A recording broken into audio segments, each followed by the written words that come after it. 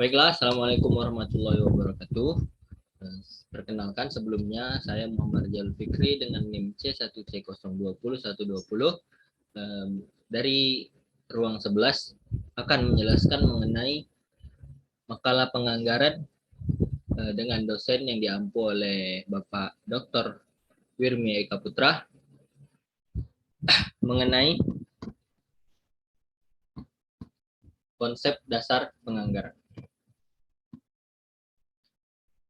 Baiklah, sebelumnya saya akan menjelaskan perencanaan dan penganggaran perusahaan. Apa itu perencanaan? Perencanaan adalah tindakan yang dibuat berdasarkan fakta dan asumsi mengenai gambaran kegiatan yang akan dilakukan di masa mendatang untuk mencapai tujuan yang diinginkan. Tujuan utama perencanaan ini adalah memberikan proses umpan maju agar dapat memberikan arahan kepada setiap manajer dalam pengambilan keputusan operasional sehari-hari. Penganggaran atau budgeting merupakan proses menyusun anggaran dari hasil penganggaran tersebut. Penganggaran dibagi menjadi dua, yaitu penganggaran non-perusahaan dan penganggaran perusahaan. Apa yang dimaksud dengan penganggaran keduanya? Penganggaran untuk non-perusahaan sering disebut dengan penganggaran nirlaba, yaitu penganggaran untuk organisasi yang tidak bertujuan mencari laba. Sedangkan penganggaran untuk perusahaan, yaitu penganggaran yang bertujuan untuk mencari laba. Poin berikutnya yaitu peraturan dan kebijakan dari perencanaan ini. Peraturan adalah suatu petunjuk perintah, larangan, kompensasi, hak, saksi, dan kewajiban dalam melaksanakan pekerjaan. Kebijakan adalah petunjuk menyeluruh secara lisan, tulisan, atau yang dimaksudkan untuk menetapkan batas umum dan atau arah tindakan yang akan dilaksanakan. Poin berikutnya yaitu metode dan standar. Metode adalah suatu cara yang ditetapkan untuk melaksanakan tugas tertentu. Standar adalah kesatuan pengukuran yang ditetapkan sebagai patokan dalam pelaksanaan pekerjaan. Poin berikutnya yaitu strategi dan organisasi. Strategi adalah cara mencapai tujuan yang diikuti oleh setiap bagian dalam sebuah perusahaan. Organisasi adalah salah satu jenis rencana pembagian kerja dari sekelompok orang yang bekerja sama demi tujuan bersama. Organisasi merupakan hasil dari pengorganisasian. Apa itu pengorganisasian? Pengorganisasian adalah proses, cara, dan perbuatan dalam mengorganisasi. Poin selanjutnya dari perencanaan yaitu program dan prosedur. Program adalah kegiatan yang berfungsi untuk membahas dan menentukan kegiatan yang harus dilakukan dalam usahanya untuk mencapai tujuan yang telah ditetapkan. Penyusunan anggaran menggunakan jangka pendek, yaitu cukup membutuhkan waktu 1 tahun. Sedangkan prosedur adalah urutan-urutan seri tugas yang saling berkaitan dan dibentuk guna menjamin pelaksanaan kerja yang seragam. Apa urutan-urutan seri tugas tersebut? Yaitu dibagi menjadi 4 prosedur penyusunan anggaran, yaitu 1 penentuan pedoman anggaran, yang kedua persiapan anggaran, yang ketiga penentuan anggaran, dan yang terakhir pelaksanaan anggaran. Anggaran adalah poin berikutnya yaitu anggaran dan jadwal. Anggaran adalah suatu rencana kuantitatif periodik yang disusun berdasarkan program yang telah disahkan. Sedangkan jadwal, yaitu jadwal adalah data rincian waktu kegiatan yang direncanakan. Berikutnya yaitu penganggaran perusahaan. Hubungan penganggaran dan akunting.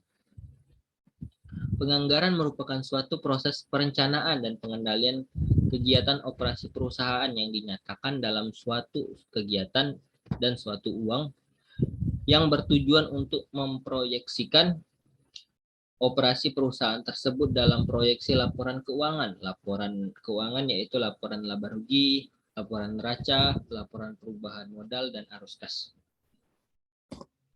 Penganggaran perusahaan tersebut mencakup pengembangan dan aplikasi dari tujuan perusahaan, spesifikasi tujuan perusahaan, pengembangan strategis perencanaan laba jangka panjang, spesifikasi strategi perencanaan laba jangka pendek, pembuatan suatu laporan kinerja periodik, dan pengembangan prosedur tidak lanjut.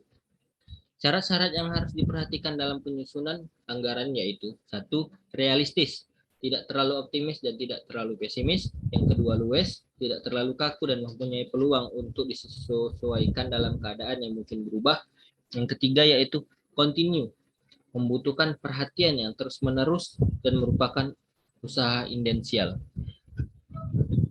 Yang berikutnya yaitu manfaat penyusunan penganggaran ini dibagi menjadi 5, yaitu satu, sebagai perencanaan terpadu, yang kedua sebagai pedoman pelaksanaan perusahaan, yang ketiga sebagai alat pengkoordinasi, yang keempat sebagai alat pengawasan kerja, yang kelima sebagai alat evaluasi pekerjaan.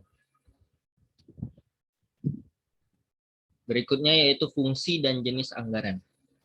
Apa saja fungsi dari anggaran? Yaitu dibagi menjadi 3, yaitu fungsi perencanaan, fungsi pelaksanaan, dan fungsi pengawasan. Fungsi perencanaan yaitu planning. Di dalam fungsi ini ditetapkan tujuan jangka panjang, tujuan jangka pendek, sasaran yang diinginkan, dan strategi yang akan digunakan, dan sebagainya.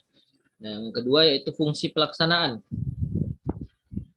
Fungsi pelaksanaan yaitu segala sesuatu yang ingin dihasilkan dan dicapai di masa depan telah ditetapkan, maka perusahaan harus mencari sumber daya yang dibutuhkan untuk merealisasikan rencana yang telah ditetapkan tersebut. Fungsi terakhir yaitu fungsi pengawasan, controlling. Setelah sumber daya yang dibutuhkan perusahaan diperoleh dan diarahkan untuk bekerja sesuai dengan fungsinya masing-masing, maka langkah berikutnya adalah memastikan bahwa semua sumber daya tersebut telah bekerja sesuai dengan rencana yang telah ditentukan. Anggaran memiliki fungsi yang erat dengan keempat fungsi tersebut. Berkaitan dengan keempat fungsi utama manajemen tersebut, anggaran memiliki 2 fungsi utama, yaitu sebagai alat perencanaan dan sebagai alat pengawasan. Poin yang terakhir yaitu jenis anggaran. Dari segi dasar penyusunan, segi cara penyusunan, segi jangka waktu, dan segi bidang. Dari segi penyusunan yaitu anggaran variabel, anggaran tetap. Anggaran variabel yaitu anggaran yang disusun berdasarkan interval kapasitas tertentu dan pada intinya merupakan suatu seri anggaran yang dapat ditentukan pada tingkat aktivitas yang berbeda. Anggaran tetap adalah anggaran yang disusun berdasarkan suatu tingkat kapasitas tertentu. Yang kedua yaitu segi cara penyusunan. Anggaran periodik dan anggaran kontinu. Anggaran yang disusun untuk satu periode, sedangkan anggaran kontinu, anggaran yang dibuat untuk mengadakan perbaikan atas anggaran yang pernah dibuat. Jenis anggaran berikutnya yaitu segi jangka waktu. Dibagi menjadi 2, yaitu anggaran jangka pendek dan anggaran jangka panjang. Anggaran yang dibuat dengan waktu paling lama 1 tahun merupakan anggaran jangka pendek, sedangkan anggaran jangka panjang dibuat dengan jangka waktu lebih 1 tahun. Sedang berikutnya jenis anggaran yang terakhir adalah segi bidang. Segi bidang dibagi menjadi 2, anggaran operasional dan anggaran keuangan. Anggaran operasional adalah anggaran untuk menyusun anggaran laba rugi, sedangkan anggaran keuangan atau financial budget adalah anggaran untuk menyusun anggaran neraca. Baiklah, terima kasih. Itulah hasil dari penjelasan dari materi tersebut. Lebih kurangnya mohon maaf apabila ada kesalahan. Saya akhiri. Wassalamualaikum warahmatullahi wabarakatuh.